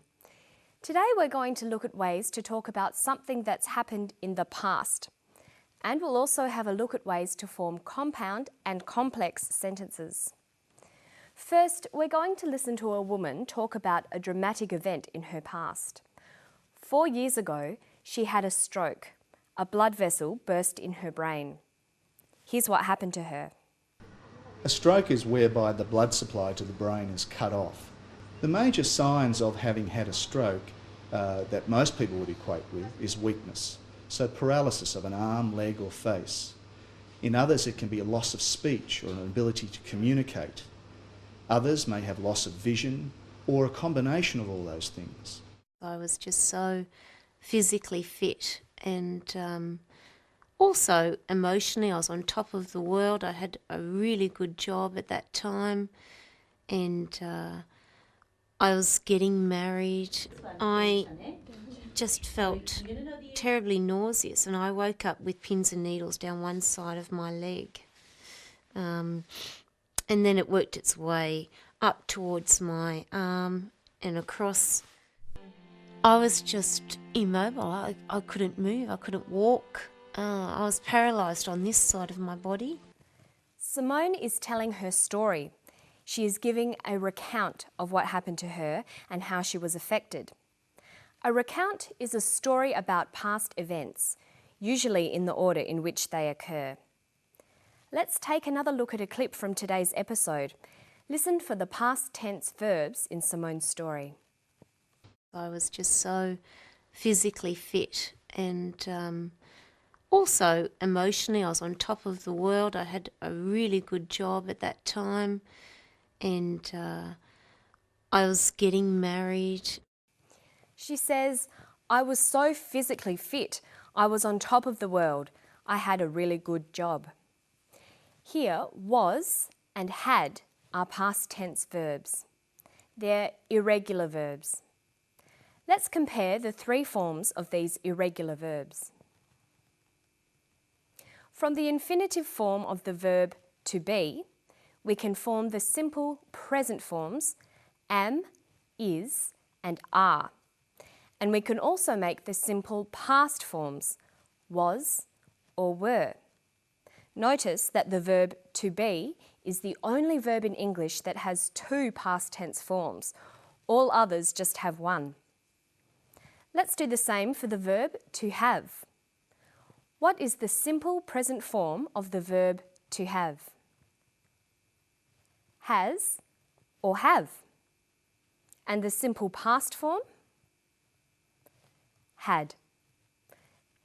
When you learn new verbs, it's important to learn them with all their different forms. So make sure you write verbs down in a notebook and work out all their different tenses as well.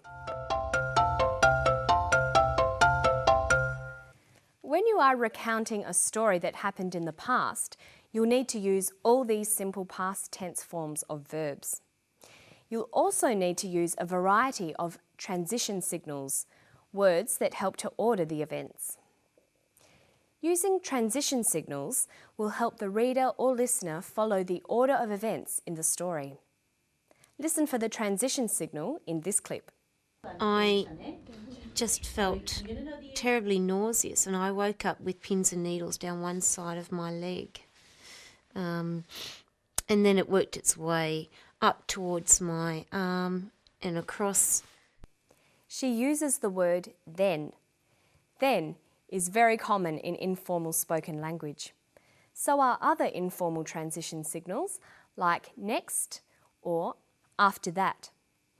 Simone said she had a feeling of pins and needles in her leg.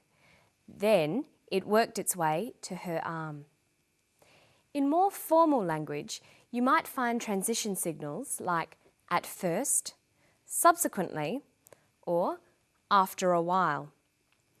If we wanted to make Simone's story clearer, we could add some transition signals to her story. If we were writing her story, we might use more formal transition signals. Simone had a feeling of pins and needles in her leg. Then it worked its way to her arm. We might say, at first, Simone had a feeling of pins and needles in her leg. After a while, it worked its way to her arm. Notice that transition signals like this are often followed by commas. Adding transition signals has made Simone's story clearer. You can more easily see the order of events. This is very important in formal language. Try to make sure you learn and use a number of different transition signals.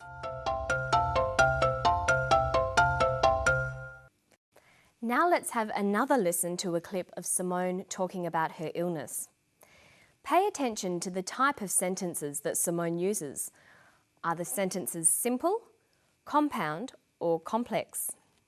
It worked its way up towards my arm and across. I was just immobile. I couldn't move, I couldn't walk. I was paralysed on this side of my body. Most of the sentences that Simone uses are simple sentences.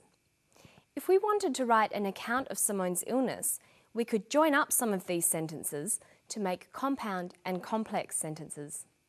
We form compound and complex sentences by joining simple sentences and phrases together. Simone says, "I was just immobile. I couldn't move. I couldn't walk."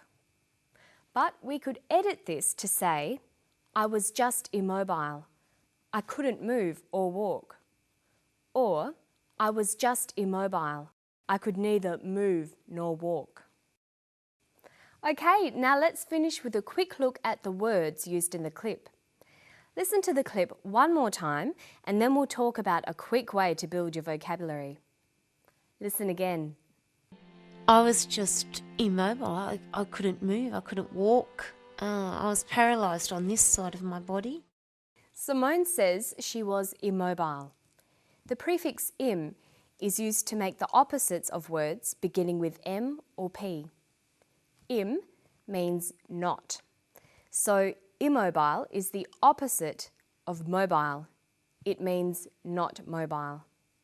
So we can have mobile and immobile, mature and immature, polite and impolite, patient and impatient. Knowing the opposites of words is very important. Many words just have a different word that means the opposite, like hot, cold, happy, sad, in, out, up, down. But other words take prefixes that mean not, like un, dis, in. Listen to some of the clip again, then we'll look at how a few more opposites are formed. The major signs of having had a stroke that most people would equate with is weakness, so paralysis of an arm, leg or face. In others it can be a loss of speech or an ability to communicate. He says a sign of a stroke can be an inability to communicate. He uses the in prefix, meaning not. Inability means not having the ability. And here's a few more opposites. She says she was physically fit, emotionally on top of the world. The opposite of fit is unfit. The opposite of emotionally is unemotionally. A great tip is to try to find words with opposite meanings. Some words have several meanings, so they have several opposites as well.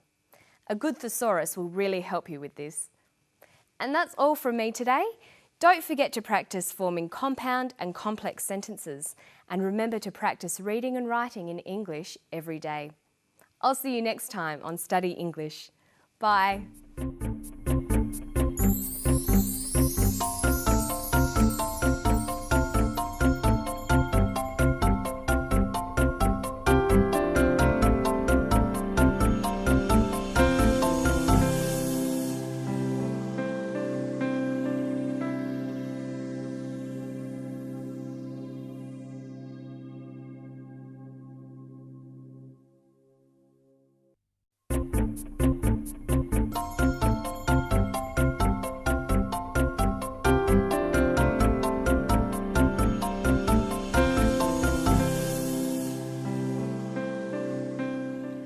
Hello, I'm Margot Pilatus.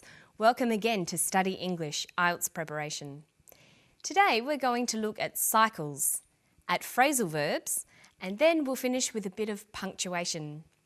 But now here's a man who was a microbiologist and a mushroom grower. He's talking about mushrooms and the part they play in the carbon cycle.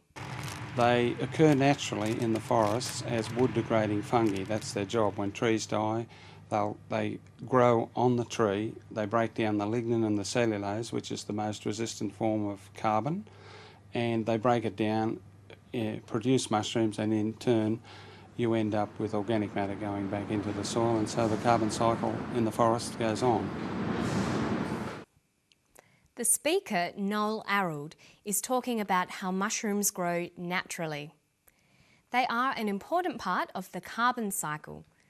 But what is a cycle?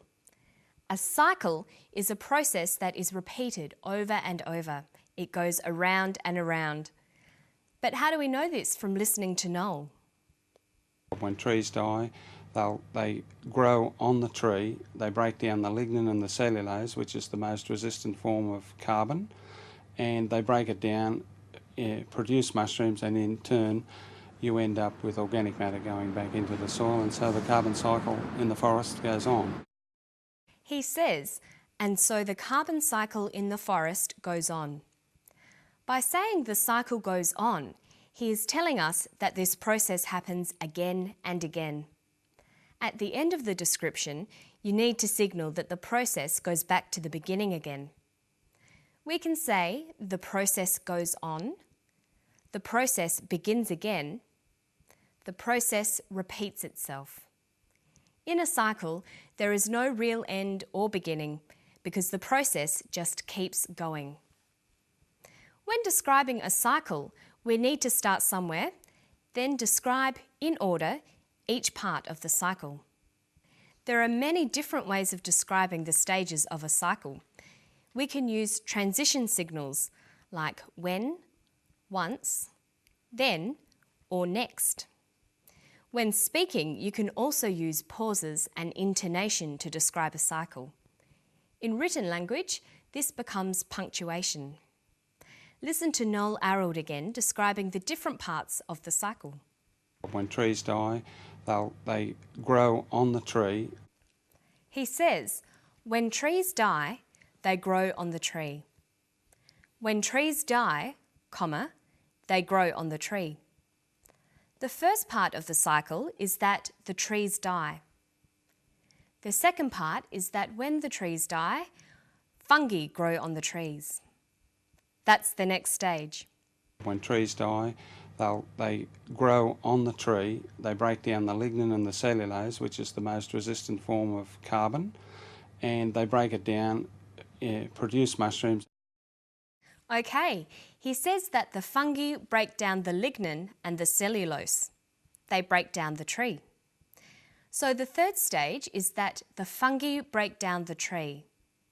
Fourth, they produce mushrooms. When trees die, they grow on the tree. They break down the lignin and the cellulose, which is the most resistant form of carbon, and they break it down, produce mushrooms, and in turn you end up with organic matter going back into the soil. And so he says, in turn, organic matter goes back into the soil. In turn signals the next stage of the process. In turn means next or because of that. That's the fifth stage. The organic matter goes back into the soil. And then what happens? When trees die, they grow on the tree. They break down the lignin and the cellulose, which is the most resistant form of carbon, and they break it down, produce mushrooms, and in turn you end up with organic matter going back into the soil, and so the carbon cycle in the forest goes on. The carbon cycle in the forest goes on. The organic matter helps new trees to grow again, and then those trees die. We're back to the first stage again. This is the carbon cycle. Okay, now we're going to look at some phrasal verbs. Phrasal verbs consist of a verb followed by a preposition. This forms a new verb, sometimes related to the original verb, but sometimes not. Phrasal verbs are idiomatic. There's no pattern to the meanings they take, and they often have a number of different meanings. You often can't just guess the meanings of phrasal verbs, you have to learn them. Let's look at the phrasal verbs in this clip. They break down the lignin and the cellulose, which is the most resistant form of carbon, and they break it down, produce mushrooms, and in turn you end up with organic matter going back into the soil, and so the carbon cycle in the forest goes on. There were 4 phrasal verbs. They were break down, end up, and 2 using go back, and go on. Notice that sometimes the preposition will give you an indication as to what the phrasal verb might mean. Let's look at these 4. See if you can match the meanings. Break up, end up, go on, go back, and finish, continue, decompose, return. Well, break up means to decompose. Go back means to return. Go on means to continue, and end up means to finish. But notice that break up can sometimes mean finish as well. We can break up from school. In formal writing, we would be more likely to use words like continue or return than phrasal verbs, which tend to be less formal. Phrasal verbs are difficult to learn because there are so many of them. Look at go. We've already seen it with go back and go on, but there's many, many more. And remember, most of these have got more than one meaning. It takes a lot of time to get used to all the phrasal verbs and what they mean.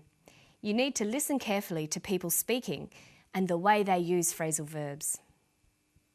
Another important thing to do is to write them down in groups and buy a good phrasal verb dictionary. So pay attention to those phrasal verbs. Learning them in groups can be fun, and your spoken English will sound much more natural. Now we're going to look at some writing tips. For variety, it's important that you use a lot of different sentence types of different lengths. The difficult thing is finding the balance. You can join together short sentences using conjunctions, but what do you do with sentences that are too long? This sentence has many ideas, all joined together with and. How many ands are there in the sentence? They break down the lignin and the cellulose, which is the most resistant form of carbon, and they break it down, produce mushrooms, and in turn you end up with organic matter going back into the soil, and so the carbon cycle in the forest goes on. There are 4 ands. This sentence is too long and should be edited. The ideas can be broken down into smaller groups and shorter, clearer sentences. There are several ways of doing this. We can use punctuation, conjunctions, and connectors. So let's have a look. Here's the full sentence. We can start by using punctuation. Use a comma to separate clauses. Use full stops to separate complete ideas. And you can replace some of the ands with full stops. But remember, the new sentence must now start with a capital letter. Now we have a clear paragraph expressing a number of ideas with different kinds of sentences. And the carbon cycle goes on. But we can't go on. It's time to end this episode of Study English. But I'll see you next time. Bye-bye.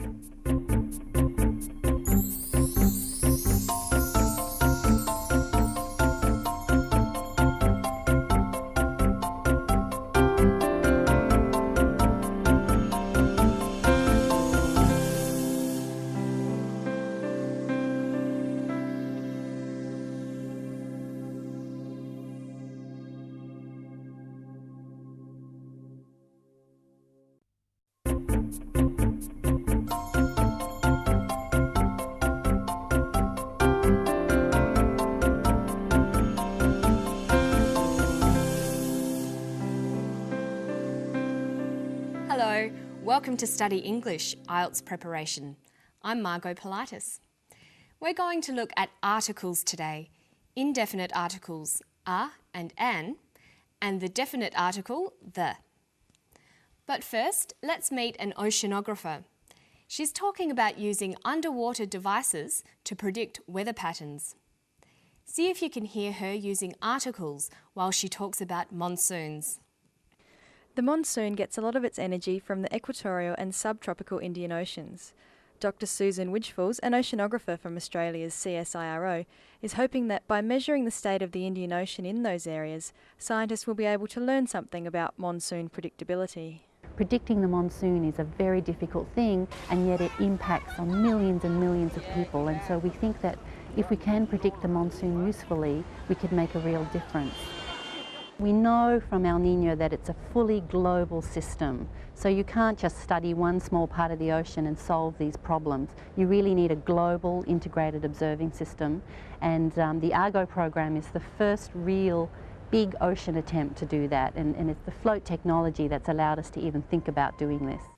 Using articles before nouns is one of the most difficult things about learning English. You can choose between indefinite articles, a and an, the definite article the, or no article at all. Let's start with the indefinite articles a and an.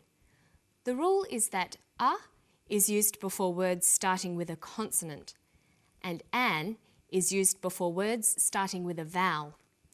So we have a banana, but an apple. There are a couple of exceptions to the rule. Where the consonant H is not pronounced, we use an. So we say a happy man, but an honest man. The H is not pronounced, so honest sounds like it starts with a vowel.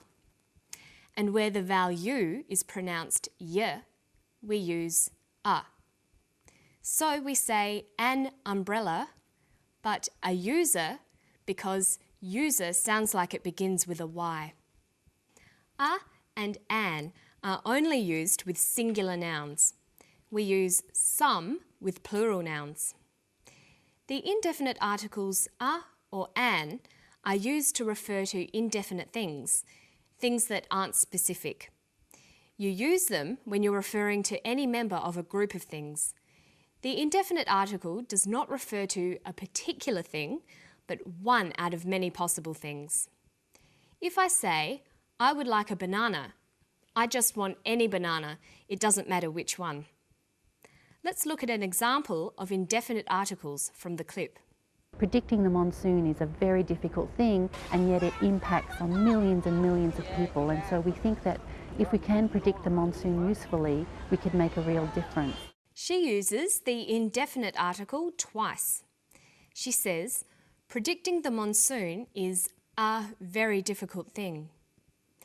There are many things that are difficult to do, and predicting the monsoon is just one of them. Secondly, she says we can make a real difference. There are many differences that can be made in the world, but she is just talking about one of them. So when do we use the definite article the or the? Well, we use it when we're referring to definite, specific things. We also use the when we're talking about one particular member of a group. Luckily, there is only one form of the word the, and it can refer to both singular and plural nouns.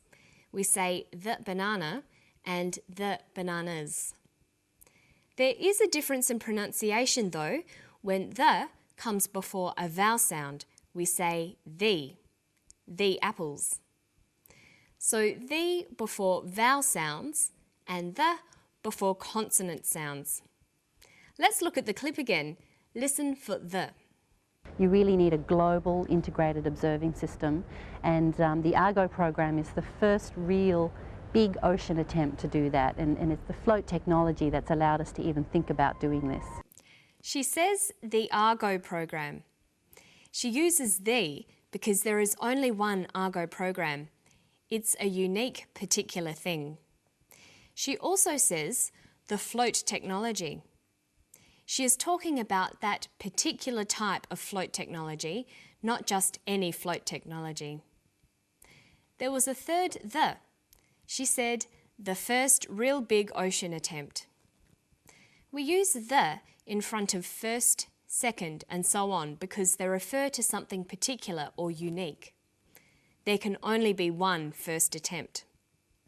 In the same way, we use the in front of superlatives, the best example, the biggest banana, and so on, because there can only be one best or biggest of anything. Okay, so that's the major difference between definite and indefinite articles. But there are other rules as well. We use a and an with countable nouns. That is, if the noun can be counted. I ate an apple. Apples can be counted. We use the with uncountable nouns, with things that you can't count. I swam in the water. Water cannot be counted. I drank the milk.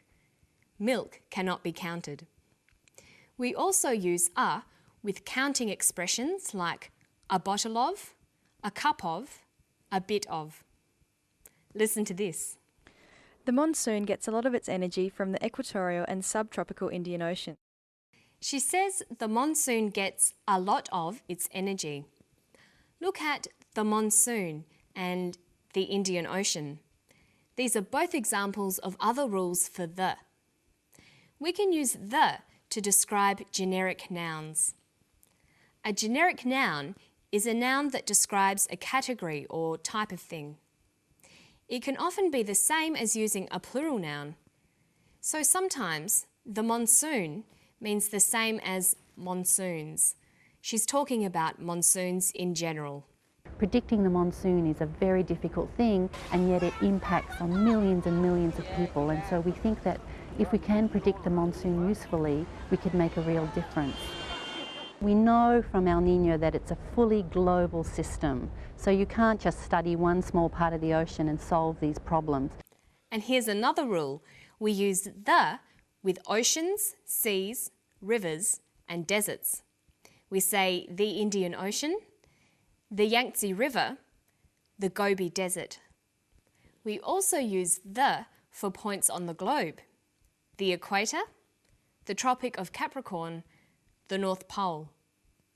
Choosing the right article can be very confusing, but if you follow the general rule that you use the definite article, to refer to a particular thing or things, and a and an, indefinite articles to refer to one of a number of things, you shouldn't go too wrong. Okay, so now we've seen how to use definite and indefinite articles. But sometimes we don't use articles at all before nouns. Let's look at when to use no article. We've already seen that you can leave the article out when talking about plural generic nouns. Monsoons are unpredictable. But this is true for other generic nouns too.